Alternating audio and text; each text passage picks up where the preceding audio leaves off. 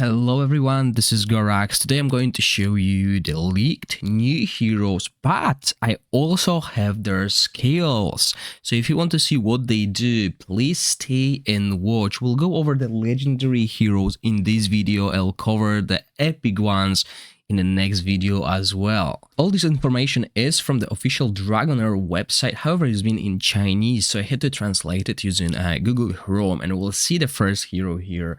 Mitten. So Mitten is a combustion hero, which will be our burn. We can see his inspiration here, so reduce the damage from critical hits, gain 50% damage increase when HP is higher than 85%, gets skill haste, gets attack, and ignores 50% of the target defense. Sadly, we don't know if this is an exclusive or not. It says legend here, so it is legendary hero probably. We don't see the skill icons, but we can see what they do. So let's start with the ultimate Flowers in the Sand. It causes 620% attack fire damage to enemy targets around you. If the enemy targets are in the burning state, you will gain additional 20% attack increase for 10 seconds. For 50 seconds thereafter, the burning condition is imposed by fire in the stone and ignores saving throws. That's quite interesting. Obviously, the translation won't be ideal, but once these heroes hit the test server, you will see them in action. I'll create a separate video covering each of them. Candle in the Wind, which is a battle skill, heal himself for 25% maximum health. Nice. And apply the same number of layers of Burning Fang status to yourself based on the highest number of burning status layers a single enemy target has. So the more burn, the more buff he's getting, and we'll read that buff soon. Get up to 5 layers, then cause 50% attack fire damage to the enemy target with the highest burn state. Wow, he's got quite good multiplier here on the battle skill. 500% of attack and 620 attack on the ultimate. Now his passive skill, Stone in Fire, at the beginning of the battle it will cause 25% attack fire damage to all enemy targets. Nice. And that's good for arena, and have 100% chance to apply 3 layers of burning. So he adds 3 burns like Durango with his poison. Whenever the burning state of any target disappears or is removed, you will gain 1 layer of Fierce Fang state. So disappears or is removed, so even if it expires, stacking up to 30 layers. Wow. For each layer of Fierce Fang status, your own skill ignore 3% of the target defense, up to 90%. What? That looks powerful. And you gain 0% damage reduction. Okay, so 0% damage reduction, that's obviously a mistranslation here, so we will get some damage reduction. Normal attacks have a 60% chance of inflicting burn for 10 seconds, and that's without improving the skills. So yeah, quite powerful applier, and even though I think it's very good damage dealer as well, we obviously see that in action. So let's move to the next hero, Asan. Asan is a necro hero, and we'll see it says Eclipse auxiliary, so doesn't really say what kind of a hero she will be.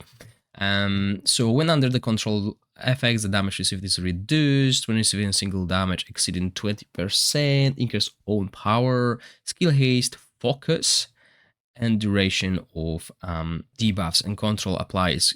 Passive skill is extended by 30%. We're gonna change around. We're gonna read passive first, because passive define heroes mostly.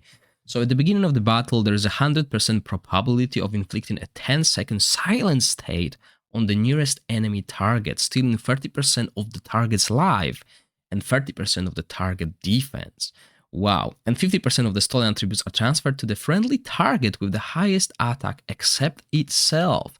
Wow. So something like Torrent, but instead of giving his stats, she takes the stats from the enemy and transfer it to the highest attack hero. So we don't need to worry about how we place the attack hero. He will get it, and that's very powerful in the arena. I wonder how this is going to work on the bosses.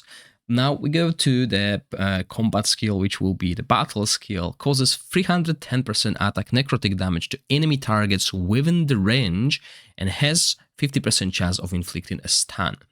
At the same time, the friendly target with the highest attack will be in a critical hit resistance state that lasts for 3 seconds each time an enemy target is hit. the player gains 5 power. So yeah, okay.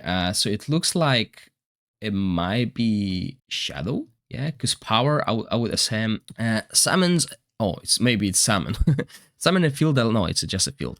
Eclipse. Summon a field that lasts for 10 seconds at the target location, causing 60% attack necrotic damage to enemy targets within the field every 1 second. So there we go. Witch's Remain can be applied while also healing all friendly targets. Oh wow, she's definitely a support.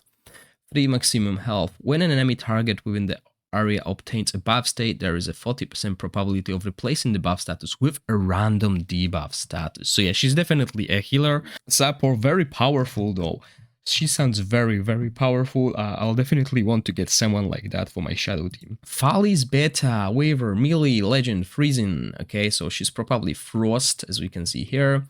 Reduce the damage from critical hits. When the enemy target causes damage to itself, the damage caused is reduced by 1%. Skill haste, focused, and the time required for initial charging of the skills is reduced by 3 seconds. Let's go with the passive. Getting acquainted. At the beginning of the battle, apply a mandala mark to the enemy target with the highest attack power. When the enemy target with the mandala mark dies, select a new target. When the enemy target is in the mandala mark state, gains a buff state. The charging time of its own combat skill is reduced by 20%, and at the same time, it gains 20 power. The effect can only take effect once every 5 seconds. Okay, so the translation power is definitely something else. It's not energy, although we'll see. Teleport to the enemy target with the highest attack. Nice, Assassin. Remove the target's shield and steal 1 buff status from the target. Okay, so that's cool.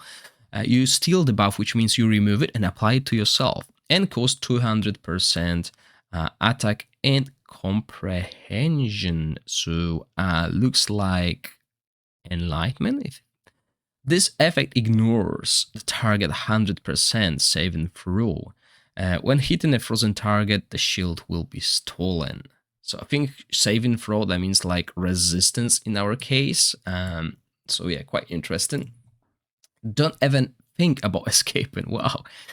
Cause 500% attack and 500 comprehension. So it seems like it's enlightenment.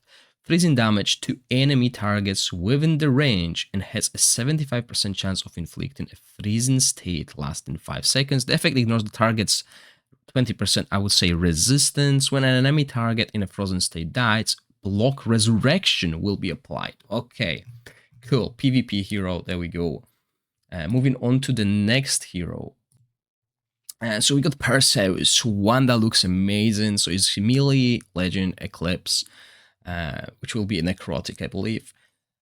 And range, I don't know, auxiliary. Okay, anyway, let's move on. So we have comprehension here, focus. Yeah, okay. So reduce the damage from critical hits by 20%. When an enemy target causes damage to itself, the damage will be reduced by 1%. Skill haste, HP percentage, and duration of control state is reduced by 50%. The passive, keep fresh. Normal attacks cause 2 stages of damage. Wow. When your own skill causes damage to enemy target, there is a 100% chance of applying the soul failing poison state, which can be stacked up to 30 times. Okay, interesting. Defeat cause 400% attack necrotic damage to enemy targets around itself and reduce the power of the hit target by 25. Okay, so power seems like to be ultimate, I would say, ultimate energy. This will be quite powerful though. So yeah, we'll see how it looks in the game. Hand rushes towards the enemy target and launches 12 attacks. Each time causing 70% attack. 12, that is a lot. There is a 100% chance of removing all buffs on the target and 75% chance of applying a stun state that lasts 5 seconds. Wow. There is a 75% chance to apply a buff. That will be probably buff prohibition lasting 10 seconds. At the same time, heal himself for 30% maximum life. And 20% of the damage caused is converted into reducing the target's upper limit health. So there's a HP block. No more than 30% of the target maximum health. Okay, so it is capped, which is good. It is released on the enemy target with the highest attack first. Wow, that's interesting. He seems really powerful. And he's one of the guys that I want to get because he looks cool. Eiffel, Brilliant legendary hero from Radiance.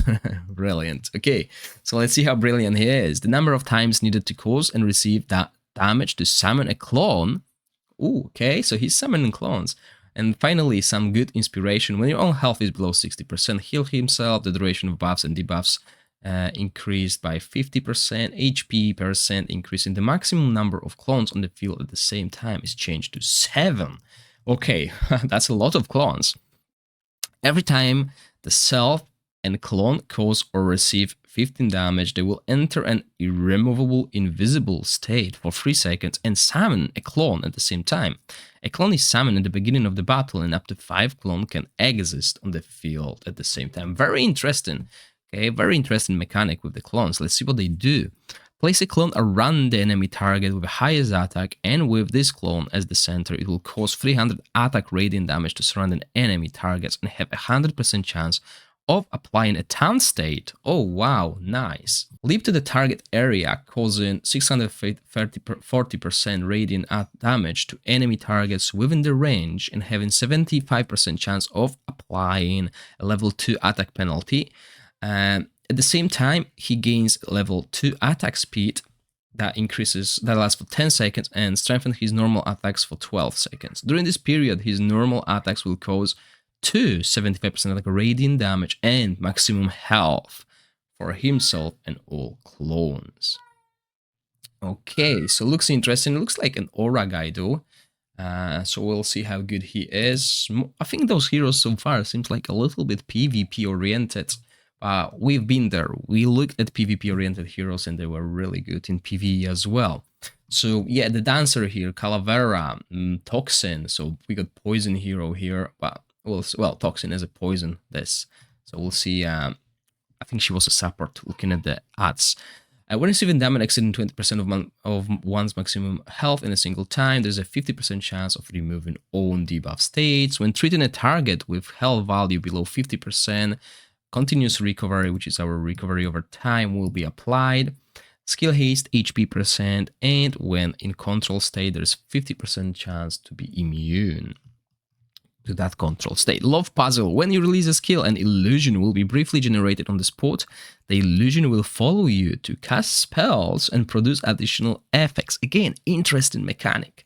Removes 1 debuff state from nearby friendly targets and applies a continuous recovery status. Okay, so recovery over time. Illusion casting has a 75% chance of removing 1 buff status from nearby enemy targets. So we got Dispel here, and 100% chance of applying a continuous recovery status that lasts for 5 seconds. Okay, weird. So she will heal enemies as well. Interesting. Heals all friendly targets with defense. Nice. Okay, so this can be really huge.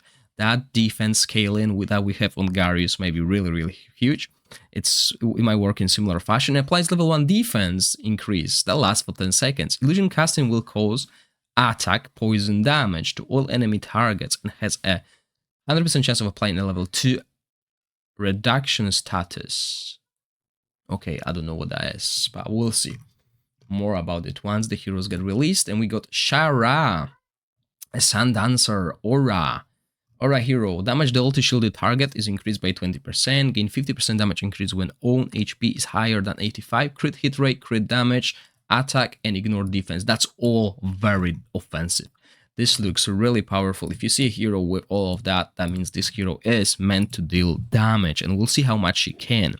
So let's start with the passive and Mysterious Fragrance. Enters the flashing state when it has 100 aura energy. When the aura positioning friendly target consumes aura energy, the aura position friendly target with the highest attack will gain 5 power and layer of critical damage increase up to 20 layers. Okay, so she will boost friendly targets as well when they consume energy, and probably herself. I mean, that will make sense. We'll see. Fatal Calamity, gain 50 aura energy and cause 350 radiant damage to the target and surrounding enemies. Gain additional 10 aura energy when hitting only 1 enemy target. When in the flash state, it consumes 5 aura energy and cause additional 4% target maximum health radiant damage. Okay, so, I'm not really convinced about this, but we'll see, okay. Mantra, gain 30 energy and release energy waves that can bounce up to 4 times between enemy targets. In each bounce causes radiant damage. If there is no ejection after release, the faulty aura energy consumed this time will be returned. When in the flash state, it consumes 20 aura energy, causing additional 5% target maximum health, and increase the number of bounces to 6 times. So we're moving to the Lightning Mashur, which is a White Tiger King. Maybe an exclusive one. Maybe we'll finally get some defensive or supports exclusive heroes as well, because he's a king and we already had a Mice Lord. So combat maneuvers no longer require the target power to be higher than 50% to inflict stun. When your own health is below 60, heal yourself. The duration of the debuff applied is increased by 30%, HP percent. And when triggering the passive skill, apply immune control status. So it looks like the power that they're talking here is the ultimate bar, basically. So that will be our ultimate up and down. King's Majesty, at the beginning of the battle, applied the River Blessing state to the friendly target with the highest critical hit damage. Interesting. When the friendly target in the River Blessing state is damaged, it will receive a 10% maximum shield that lasts for 5 seconds. At the same time, shooter takes 60% of the damage instead. Nice. And this effect can only occur once 12 seconds each time the weapon is triggered. Instead of taking damage, it gains 20 power and has 100% probability of applying the Tan stays that lasts for 3 seconds to the enemy target with the highest power. If its maximum health is higher than the target, the stay cannot be resisted. Reverse God Judgment causes 230% attack plus 8 maximum health, lightning damage to enemy target with the highest power, and reduce the target's power by 20%. If the target power is still higher than 50% after being reduced, yeah, so that's definitely ultimate up and down, there is a 100% probability of applying a stun set. If the own maximum health is higher than the target, this state cannot be resisted. Afterwards, you and the friendly targets in the Blessed River state will choose them as attack targets. Blue Blade's Greeting, which is the power skill ultimate skill, launches 3 attacks against the enemy target, each time causing 200% attack and maximum health light damage, so we can do Witch's Remain on him. The first attack has a 100% chance of applying level 2 reduction status that lasts for attack reduction. The second attack has a 100% probability of applying level 2 attack reduction that lasts for 10 seconds. Hold on, that's okay, so probably some misdirection. Okay, no, well, he is applying that 3 times, basically. For 10 seconds, okay. Level 2 concentration reduced status. If your maximum health is higher than the target, the status imposed by this skill cannot be resisted. Afterwards, all friendly targets will be immune to control status and crit hit resistance for 10 seconds. If the target dies or has 3 or more debuff statuses, an additional 12% will be applied to friendly targets. Okay, so they will get a shield if there's 3 or more debuffs on the target. Quite powerful, I'm not gonna lie. Sounds really powerful. And then we move to Orfina, which is a Thunderbolt hero. Let's see if this is something that will help Thunderbolt to shine, because without Perkunte you can't build the target. And as I said, this looks like it's going to be an offensive hero. Damage deal to shielded target, 50% increase, critical hit, crit damage, attack percentage, and ignored saving resistance, basically. So yeah, let's see. I'm really excited because maybe I'll be able to build good Thunderbolt team. When causing damage to an enemy target, there is a 75% probability of refreshing the target electric shot status and triggering a Thunderbolt on it. This is what we need. Instead of applying, we are refreshing. That's really important. Launching 3 attacks against the enemy target, each time causing 175 attack lightning damage. There's a 60% chance of inflicting electric shock that lasts in 6 seconds. When the target is electrocuted, this damage ignores 30% of target damage defense. Now, the ultimate high voltage overload, it enters an overload state and applies a level 2 attack speed and increase to itself that lasts for 15 seconds. When in overload state, normal attacks will fire 2 additional bullets, causing 300 lightning damage and attack different targets first. Interesting. Okay, so I'm really hopeful this is huge passive here. And this will also count towards Perkunte's passive. And finally, with Orfina, we will be able to build a really good Thunderbolt team. We're moving to Miru, Map Master. So I think he's Ice Blast hero. Yes, he is. So a new Ice Blast hero, and we'll see what he does. He heals himself after killing, 15 damage increase when on HP, skill haste, attack percentage, and when in control state, immune to control state. Treasure map guide. If you have ice crystals after releasing combat skills, you will consume 1 layer of ice crystals and release combat skill again. We know that. When attacking an enemy target, each layer of map pegs it has will cause the attack to receive an additional 20% critical damage. Nice. And it will ignore 60% of defense when attacking an enemy target with a full layer of map pegs. Normal attacks will prioritize attacking the enemy target with the most map pins. Okay, so he is applying some map pins, but how? Let's see. Through the battle skill, causes 300 attack, freezing damage to enemy target and applies 1 map pins to them. Now we'll see if these map pins can be dispelled or not, but yeah, there we go. Battle skill does it, and his ultimate causes 810. That's huge. Freezing damage to enemy target, single target, and converts 50% of the damage value into its own health. Amazing. Each layer of map nails at the target increases the conversion ratio by 5%. Nice. Looks very powerful. We'll see how powerful he is. And moving to Halama, which is a poison hero. Reduce the damage from critical hits. When the enemy target causes damage to itself, the damage caused to itself is reduced. Skill haste, resistance, and ignores 35% of the resistance. What's his Black Mana Curse? Okay. Curse follows the passive. At the beginning of the battle, dark clouds are summoned to follow. During normal attack, dark clouds will attack the target additionally, but they cannot gain additional attack speed. The dark cloud attack has a 10% chance of applying the Elf Warlock Little Dragon Hold. What? That's mistranslation. That lasts for seconds. The probability of Vuyun applying what? Stake can be increased by Harama's own saving throw for every 10 points of saving throw. The probability increases when you are present. The power. Okay, that is totally bizarre translation. I'll not take that. I'll wait for the proper skill description. Cloudy Gaze. Calling dark clouds cause 350 attack damage, poison damage to enemy target with highest attack and has 75% chance of applying attack reduction state. At the same time, there is a 100 probability of applying directional taunt state. Okay, so taunt, so we can expect him to be a tank. Costs 700 attack poison damage to all enemy units and 75% chance of applying charge speed reduction. Okay, so there we go. And charm state as well, which lasts for 10 seconds. At the same time, the target power is reduced. So ultimate reduction, recharge speed reduction, and charm coming through Halama.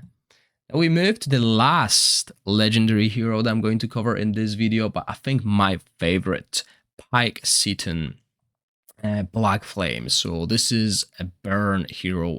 Let's see what he does. So damage dealt to the shielding targets increased when causing damage to an enemy target. Every time the target maximum health exceeds its own maximum health by 15%, the damage will be increased.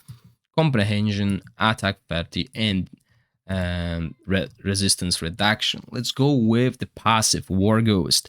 Every 3 seconds it will cause 100% attack fire damage to enemy targets around itself and have 75% chance of inflicting a burning state.